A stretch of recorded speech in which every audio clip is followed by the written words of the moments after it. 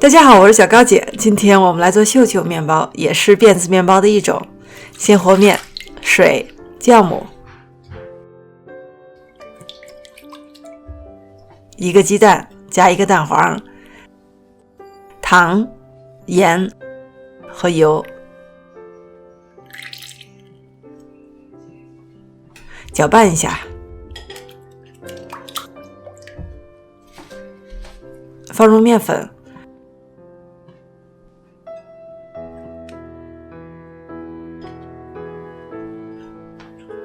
传统辫子面包的面团跟其他面包相比呢，是稍微偏硬一点的，目的是为了更好的保持辫子面包的形状，而且每一股辫子在它发酵和烘焙的过程中呢，也不会融合在一起。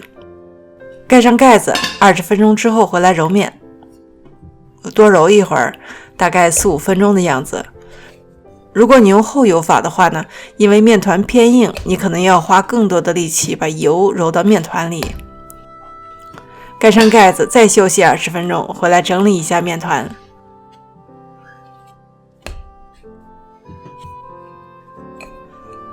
面团表面已经光滑了，盖上盖子发酵2个小时。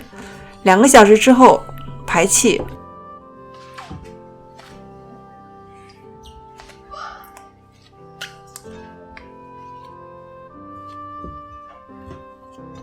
取出来。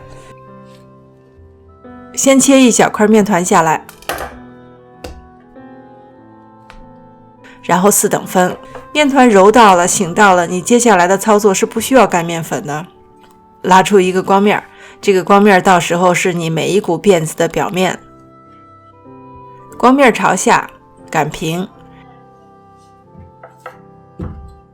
底边打薄，卷起。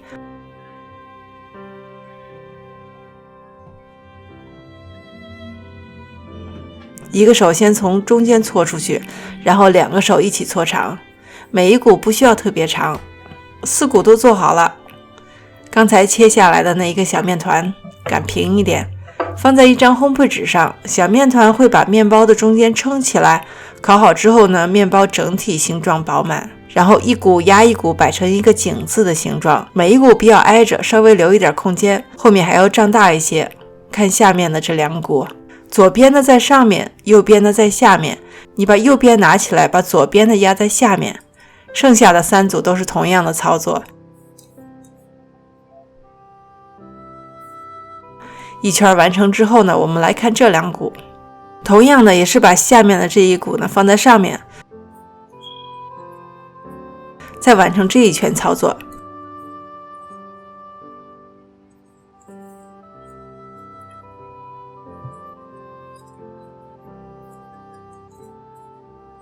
最后的一圈还是一样的道理，封口压紧，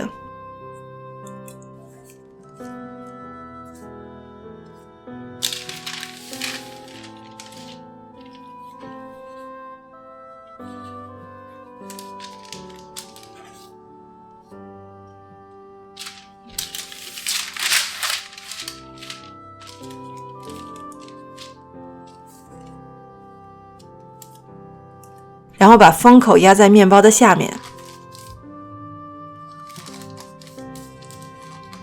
绣球的形状就出来了，是不是挺简单的？盖上和面盆，最后醒发2个小时。我家温度是21摄氏度，你家温度高的话呢，要减少最后醒发时间。1个小时45分钟的时候来刷蛋液，1个蛋黄，1大勺水。刷子上呢，一次不要蘸太多的蛋液，薄薄的刷在面包上。10分钟之后，第1层蛋液干了之后呢，再刷第2层。你不刷第2层也没有关系，颜色会稍微浅一点。沾芝麻，豪放粗犷的你直接把芝麻撒上去就可以了。手指头先蘸水，再蘸芝麻。在每一股面包的中间呢，手指头轻轻一转。最下面的一圈也别忘记了。用一个小案板把它转移到烤盘上，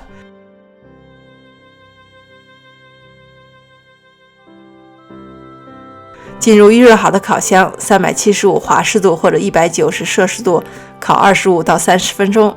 烤好之后放在架子上放凉。